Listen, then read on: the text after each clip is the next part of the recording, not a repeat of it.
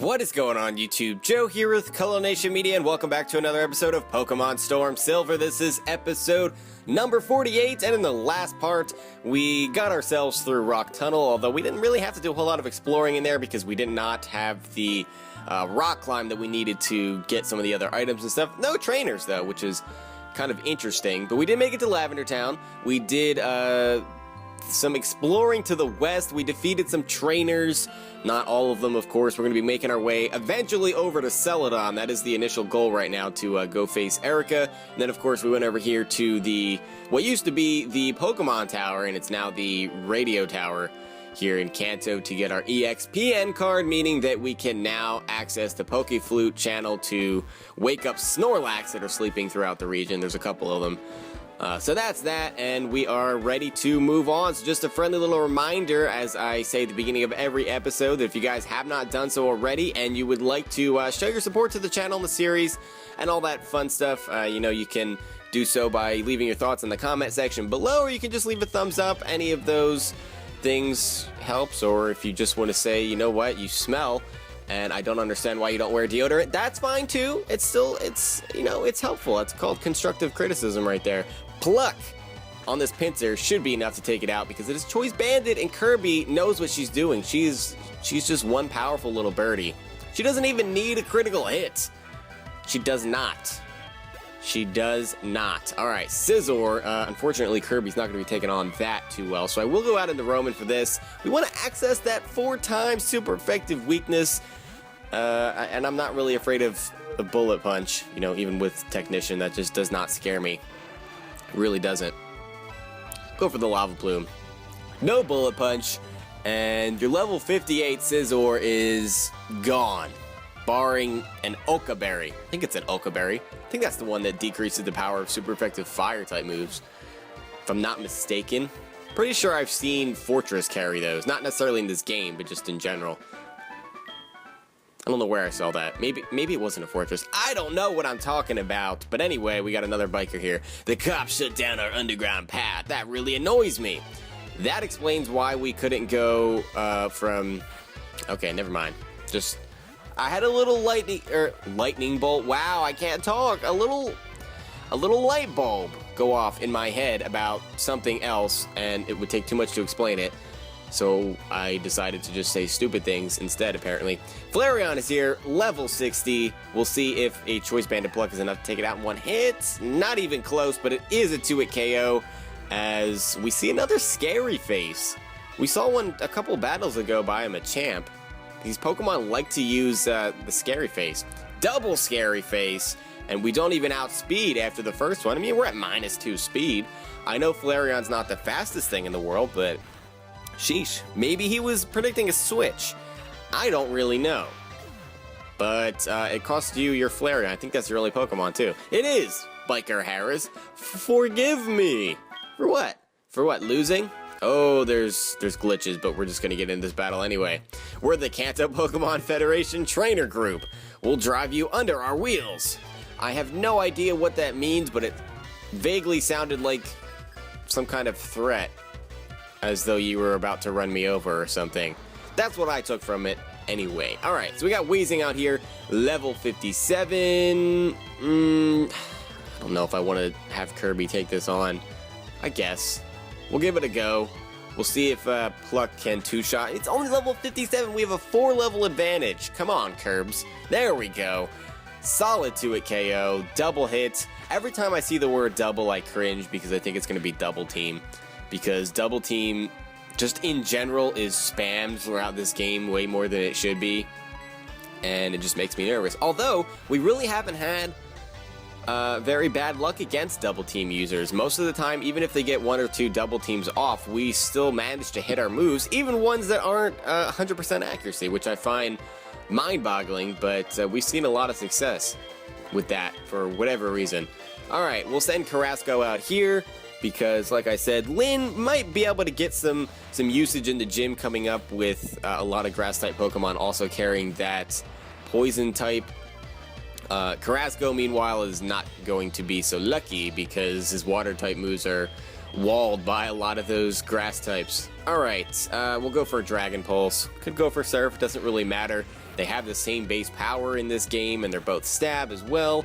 So Carrasco doesn't care, and Arbok is frail, so that's a solid 2-hit KO. He's going to pull off the Mud Bomb. It's a special attack.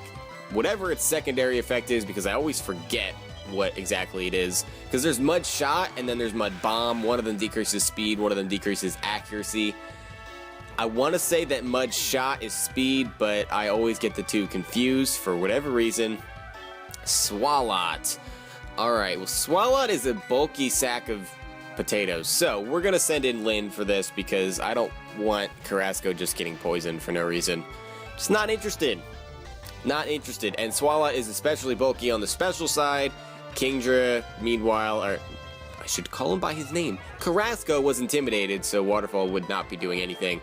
So, yeah, long story short, this is the easiest way to do it. So, we're just going to let Lynn take the Swalot out, hopefully in one hit. It's only level 57, so yeah. And it's a critical hit, adding insult to injury. That was completely meaningless, but Roman just, I don't know, he works in mysterious ways sometimes. Muck. Another very specially bulky Pokemon. I'll let Carrasco handle it. We'll let him go, since he can fire off waterfalls to hit Muck on the weaker, physically defensive side. Hopefully that'll be a 2-hit KO, and if we're lucky, we can get a flinch here. And otherwise, he's gonna go for Sludge Bomb, and we're gonna get poisoned. That's just the story of our lives, unfortunately, with these poison-type Pokemon. That's not even a 2-hit KO. He's going to pull off the Acid Armor, which is a bit scary. We're still going to go for Waterfall here, just to try to get a flinch, because even with that, I think that Dragon Pulse or Surf will KO from that range. Should. Nope, and he goes with a Gunk Shot and misses. Oh, that's a little bit scary. We'll go for Surf now. And that should take this Muck out from this range. It should. It better. It better. There we go. Down goes the Muck. That could have been very, very problematic. Especially alongside the Intimidate from the Arbok earlier on. Alright, so we've defeated all of the bikers, I believe. Yeah, it's all 3 of them. Mom, you need to stop calling us. I don't care what you bought at the store. Gee Willikers. Okay, so we cannot access this tunnel, I'm pretty sure. That's what they were talking about. It's just locked. It won't open! It's locked. Well, that settles that. So this will take us out to Saffron, I believe. Oh, hold up there. The city is currently recovering from a blackout. You have to come back later. If you want to go to Celadon, you'll have to take the long route. What in the world is the long route? Let's check the map. Okay. So the long route would be, we have to go south of Lavender and take Route 12 to Route 13 to Route 14 to Route 15 to eventually Fuchsia, and then take that. This is the cycling path, right? Or cycling road? Yeah, Route 17. Oh my gosh, we have our work cut out for us. Okay, we have to explore almost a majority of the remainder of the region just to get to Celadon, which is fine because it all, had to be done anyway, so that'll give us a nice gap in between gym leaders. There are sure to be lots of trainers awaiting us over there, so yeah, we have our work cut out for us, but we should get some much needed experience, and it'll be fun. So that's that. First things first, we want to heal up, and we can wake up this Snorlax that is over here as well, towards Vermilion City and the Diglett's Cave and all that. Once we get over there, of course. Let's battle you. Do you remember? Do I remember what? You're gonna have to be way more specific, man. Way more specific, Fisherman Kyle. What are you even talking about? Goldeen is here, level 50. At level 58 Goldeen, who? I don't even understand. I don't even understand why you have a level 58 Goldeen. Makes me not irritated, but it just makes me question, the way you do things. Makes me question things. Kirby's trying to learn Air Slash, which is unfortunately a special move. And so we are not going to teach that to her. Quillfish. Alright. I don't want to get poisoned.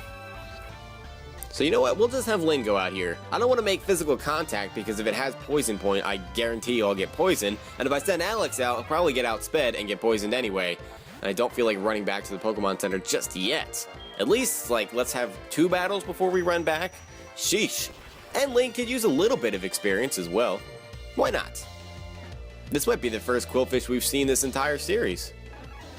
Not a very common Pokemon, even among fishermen. Seeking.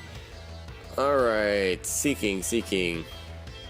We'll send out Carrasco for this one. Carrasco should be able to take on some of these fishermen just because he quad resists that water stab that a lot of them carry, so that is always good. Level 59. I'm not really afraid of you because you're a Seeking. What do you possibly have? Mega Horn as your best coverage move? Even still, you're a Seeking. That doesn't scare me. And that has to be a critical hit. Yep, down goes the Seeking in 1 hit. Carrasco usually does not one-shot anything with his special moves just because of that minus special attack nature, so when the HP bar just keeps dropping, it's usually pretty safe to say that it is via a critical hit. What does this sign have to say? Fishing spot. It's called the Silence Bridge because everyone walks on tiptoe to avoid scaring the water-type Pokemon. Good to know. Fun little fact there. Alright, we have a bird keeper up here. It appears. Looks like he's a bird keeper. I mean, we could just send out Blast, but you know what? I'll send out Carrasco, because why not? Okay, I guess you can just not battle me. Huh? The wind has changed direction! And that means I must battle you! Apparently. Birdkeeper Justin, who has a Xatu, level 58. And we can go for our most powerful attack here, which is Waterfall. And we do outspeed. So, I don't know that this will be a one-shot, but we have a solid chance of getting a flinch, which is always good. That does a lot of damage. And he's going to get off the ominous wind, which isn't stab. Hopefully he doesn't get all the boosts. But he does get a critical hit! I mean, I'd rather the crit than the boost, because then he would outspeed and be able to fire off something else. And judging by how much that did, if he got a boost to special attack, I think Psychic would kill from there. So, that could have been a problem. But thankfully, he did not get lucky. Lucky enough. He got lucky to get a critical hit, but that wasn't enough to save him there. Noctowl is next, and we will leave Carrasco out for this one. Again, we can attack this Noctowl on his weaker physically defensive side with our most powerful attack, which is Waterfall. And, I mean, we never get flinches. I always mention it and silently am hoping that we get a flinch. But how many flinches have we gotten since we've taught, There we go. Okay, I talked it up. I'm just not going to say anything else. I was about to complain. But you know what? You know what? There's no reason. There's no reason. Surf should finish off the Noctowl. Goodbye. There we go. Alright, so we probably want to get some other Pokemon some action. Carrasco's been getting used a lot lately. And we got him up to level 62, which was the goal. So, I'll put Alex out there. Because why not? Even if it is against the fisherman. Patience is the key to both fishing and Pokemon. Solid advice. Very, very solid advice from Fisherman Martin here, who's going to start off with Octillery, which can learn Flamethrower, so that is a little bit disheartening, but I will just fire off an Earth Power. We should outspeed, which we do, because Octillery is slow as can be. He's just a slow little octopus, and his defenses are kind of bad too. That's why Octillery is an NU Pokemon. It has a great move pool, but it's slow and frail, which doesn't really go well together. He pulls off the Hyper Beam, which is a little scary. Actually, never mind. Alex took that very, very well. Since he has to recharge, I will go ahead and use a potion. What kind of potion is the question? Fresh water would only heal 50, so we'll use a soda pop. Because Alex likes fizzy drinks. That's his favorite. It really is. He seems like the Dr. Pepper kind of guy. I wonder if he likes Dr. Pepper in real life. We'll go for an Earth Power here, but not that we really have a choice. It's either that or Switch, because we are Choice Specs. We're locked into it. Maybe I should switch out Choice Specs for Choice Scarf to mitigate that speed problem, but I really like the extra power that the Specs offers. Well, now we have to switch. Mantine's coming out. And I will send out Blast for this one. Mantine is a problem Pokemon. It's annoying. It likes to confuse, and, you know, Water Pulse has a 90% chance of confusion. It learns Confuse Ray. It's too much confusion for me. Not a fan of confusion. Alright, Spark.